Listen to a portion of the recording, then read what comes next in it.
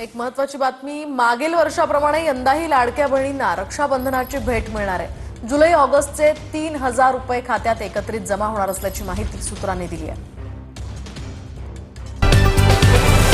लाडक्या बहिणींसाठी एक आनंदाची बातमी आहे। लाडकी बहीण योजनेसाठी 344.74 कोटी मंजूर झालेत। जुलैच्या महिन्याच्या लाभासाठी 344.74 कोटींचा निधी मंजूर करण्यात आलाय।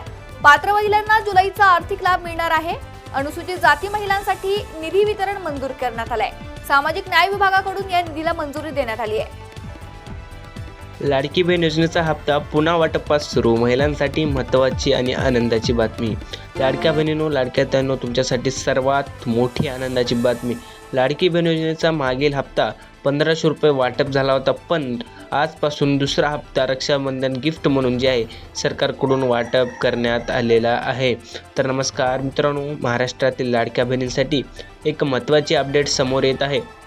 मुख्यमंत्री माझी लाडकी बहीण योजनेच्या हप्त्याबाबत सध्या अनेक चर्चा सुरू आहेत। महिलांच्या खात्यावर पुढचा हप्ता कधी जमा होणार, पैसे जमा झाले नसतील तर काय करायचं, आधार लिंक बँक खाते आणि ई-केवायसी याच हप्त्यावर काय परिणाम होतो, आणि सर्वात महत्त्वाचं म्हणजे हप्ता वाटपण्याबाबत नेमकी अधिकृत माहिती काय आहे, या सर्व प्रश्नांची माहिती आजच्या व्हिडिओमध्ये आपण अगदी सोप्या भाषेत जाणून घेणार आहोत। त्यामुळं व्हिडिओ जे आहे शेवटपर्यंत नक्की पहा। तर योजना नेमकी काय आहे आणि लाडकी बहीण योजनेचा हप्ता नंतर वाटप म्हणजेच रक्षाबंधन गिफ्ट म्हणून वाटप करण्यात आलेला आहे का, या संपूर्ण प्रश्नाची माहिती आणि उत्तर आपण ह्या व्हिडिओमध्ये पाहणार आहोत।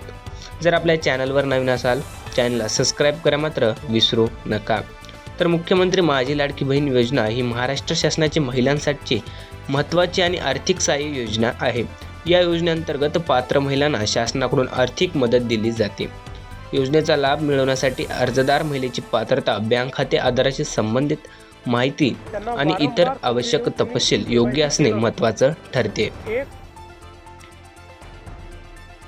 हप्ता पुन्हा कधी आणि कसा मिळू शकतो, तर लाडक्या बहिणींनो, लाडक्या ताईंनो, आताची सर्वात मोठी आणि ब्रेकिंग न्यूज आपण पाहणार आहोत। आता सर्वात महत्त्वाचा प्रश्न, आता लाडक्या बहिणींसाठी सर्वात महत्त्वाचा प्रश्न असा पडतो की लाडकी बहीण योजनेचा हप्ता पुन्हा वाटप सुरू झाला आहे का, आणि कशामुळे जे आहे मागील हप्ता वाटप झाला होता पण लगेच हप्ता वाटप का झाला, याबाबत सोशल मीडियावर अनेक प्रकारचे मेसेज आणि व्हिडिओ फिरताना दिसतात।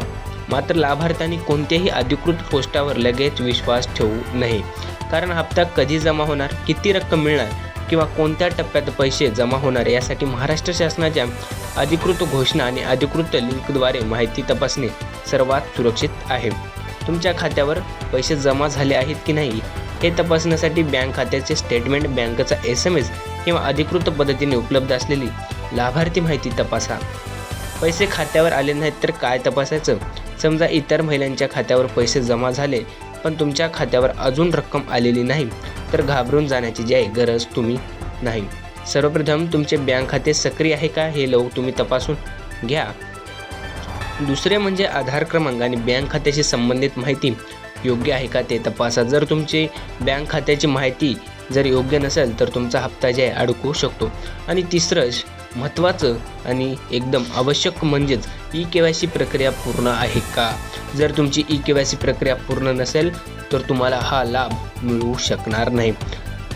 जर तुमचा अर्ज किंवा लाभार्थीची म्हणून तुमची नोंद व्यवस्थित आहे तर या माध्यमातून तुम्ही तपासा। काही वेळा तांत्रिक कारणामुळे किंवा बँकिंग प्रक्रियेमुळे पैसे जमा होण्यास विलंब होऊ शकतो, त्यामुळे फक्त पैसे उशिरा आले म्हणून तुमचा लाभ कायमचा बंद झाला आहे असं समजू नका। जर आत्तापर्यंत तुम्ही ई-केवायसी केली नसेल आणि त्यामुळे तुम्हाला आत्तापर्यंत हा योजनेचा लाभ मिळाला नव्हता तर आता तुम्ही काळजी करू नका।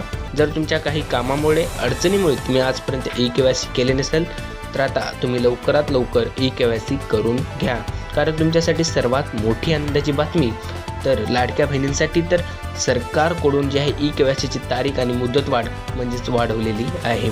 आता ई-केवायसी करायला आपल्याला मुदतवाढ दिलेली आहे, तारीख दिलेली आहे, त्यामुळे आता ई-केवायसी जे आहे लवकरात लवकर करून घ्या। लाडकी बहीण योजनेच्या लाभार्थी महिलांसाठी ई-केवायसी ही अत्यंत महत्त्वाची प्रक्रिया आहे।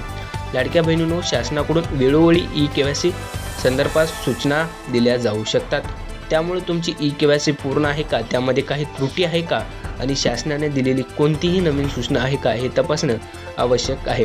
विशेष म्हणजे ई-केवायसी किंवा इतर कोणतीही प्रक्रिया करताना अनोळखी व्यक्तीला OTP, पिन किंवा बँक खात्याची संवेदनशील माहिती देऊ नका. कोणत्याही व्यक्तीने फोन करून हप्ता मिळवून देतो किंवा तुमचे पैसे अडकले आहेत असे सांगून OTP मागितले असेल तर त्या व्यक्तीपासून तुम्ही सावध राहा. मित्रांनो, सध्या सोशल मीडियावर योजनेच्या नावाने अनेक बनावट लिंक आणि मेसेज फिरतात, त्यामुळे कोणत्याही अनोळखी लिंकवर क्लिक करू नका. तुमचा OTP कोणालाही सांगू नका. ATM पिन, UPI पिन किंवा इंटरनेट बँकिंगचा पासवर्ड कोणालाही देऊ नका.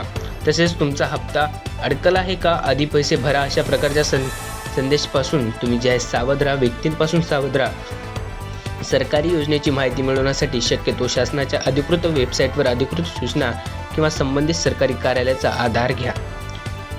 तर लाडकी बहीण योजनेचा हप्ता तपासताना 4 गोष्टी लक्षात ठेवा. पहिली, तुमची लाभार्थी म्हणून नोंद योग्य आहे का. दुसरी, तुमच्या बँक खात्याची माहिती योग्य आहे का. आणि तिसरी, खाते सक्रिय आहे का. तिसरी आवश्यक, सर्वात महत्त्वाची आणि इम्पॉर्टंट म्हणजे ई-केवायसी. जर तुम्ही ई-केवायसी केली नसेल तर लवकरात लवकर ई-केवायसी करून घ्या. सरकारने 30 मार्चपर्यंत ई-केवायसीची मुदत वाढ दिलेली आहे, त्यामुळे लवकरात लवकर ई-केवायसी करून घ्या. शासनाकडून आलेली नवीन अधिकृत सूचना आहे का, या 4 गोष्टी तुम्ही जे आहे तपासा. जर आपल्या चॅनलवर नवीन असाल चॅनलला सबस्क्राईब करा मात्र विसरू नका. तुम्हाला हप्ता मिळाला का कमेंट बॉक्समध्ये सांगायला विसरू नका. आणि जर आत्तापर्यंत तुम्ही ई-केवायसी केली नसेल तर लवकरात लवकर ई-केवायसी करून घ्या.